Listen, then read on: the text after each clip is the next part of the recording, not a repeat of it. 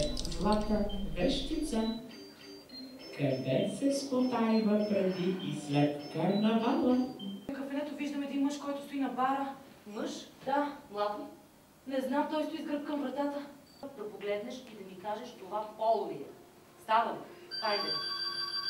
Друг кабинет на друг монитор. Хайде. За изчезналото дете. Обади се в радиостанциите, говори с директорите им. Кажи им нищо да не тиражират, нито адреса на страницата, нито каквото и да било. Здравейте, обажда се Ривол от последно изчезнали. Здравейте, здравейте. Моля ви, слушайте ме много внимателно. Нямаме никакво време. Случай на отвличане. Дете предават го директно с уеб камера. Слушате ли ме?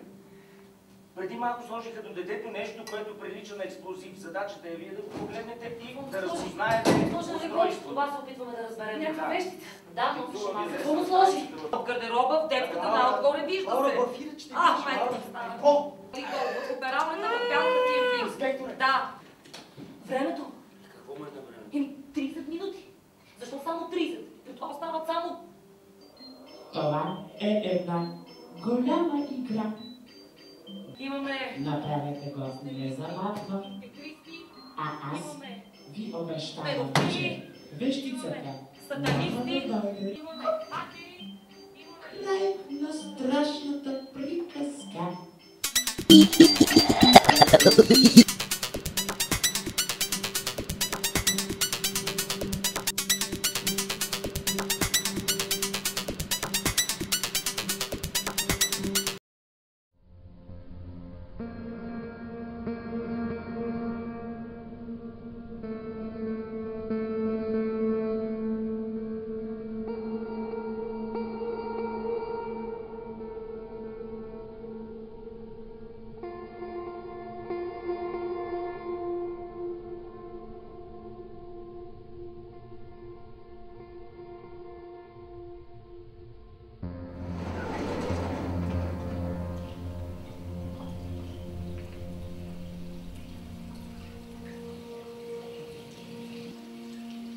Живеем след нередовни. Има повече смахнати, отколкото хората са къла. Карнавал на хапостите! И като гледам колко са, вече започвам да си мисля, че май